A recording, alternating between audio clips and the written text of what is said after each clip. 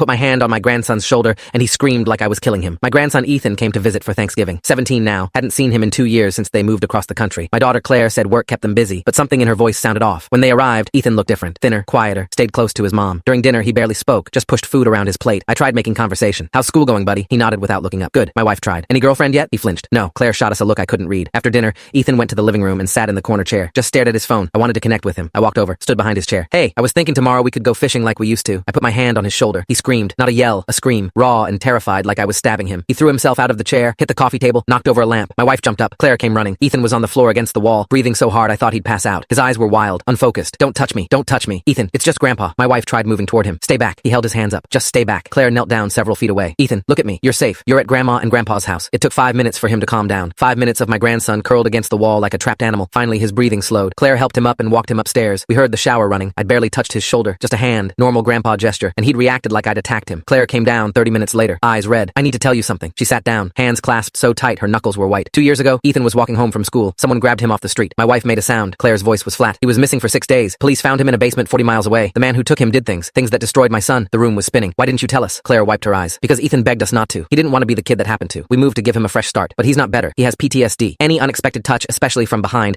triggers panic attacks. His therapist says it's because that's how the man would approach him. From behind. Without warning. I felt sick. Claire, I didn't know. She cut me off. I know. But his brain doesn't know that. When someone touches him without permission, he's back in that basement. My wife was crying. How do we help him? Claire looked exhausted. You ask before touching him. Every time. You say, can I hug you? And wait for yes. You don't approach from behind. You make noise so he knows you're coming. And you don't take it personally when he can't handle something. The next day, I found Ethan in the garage looking at old fishing rods. I made sure to make noise coming in, cleared my throat. Hey buddy, he turned, saw me several feet away. Hi Grandpa, I stayed where I was. I'm sorry about yesterday. Your mom explained. He looked at the floor. It's not your fault. I wanted to hug him so badly. Would it be okay if we talked? He nodded. I sat on the workbench, keeping distance. I love you, Ethan. Nothing changes that. Nothing that happened was your fault. And I want to be here for you however you need. You tell me what helps, and I'll do it. He was quiet for a long time. Sometimes I forget I'm not there anymore, in that place. And when someone touches me without warning, I'm back there. His voice cracked. I hate that he took that from me, that I can't just be normal. I gripped the workbench to keep from reaching for him. You survived something terrible and you're still here. That's strength, not weakness. He wiped his eyes. Can we still go fishing? I smiled. Absolutely. Whenever you want. He took a breath. Grandpa, would it be okay if you hugged me? Like, if I'm ready and you ask first? My throat was tight. Of course. Would you like a hug right now? He nodded. I stood slowly, arms open, and let him come to me. He was shaking when he hugged me. We stood in that dusty garage, him crying into my shoulder. I've got you. You're safe now. We went fishing the next day. I made sure to ask before touching his arm, before putting my hand on his back. He flinched less each time. By the end of the trip, he laughed, really laughed. My wife asked permission before hugging him goodbye. He said yes. They visit more now. Ethan's doing better. Still has hard days, but more good ones. Last month, he asked if I wanted to teach him woodworking. We spent the weekend building a birdhouse. I asked permission before correcting his hand position. He said yes. At the end, he stood back looking at the finished project. Thanks for being patient with me, Grandpa. I looked at this kid who'd survived hell. Thanks for trusting me enough to let me in. He smiled, really smiled. Can I hug you? I opened my arms. Always. When you're ready, always.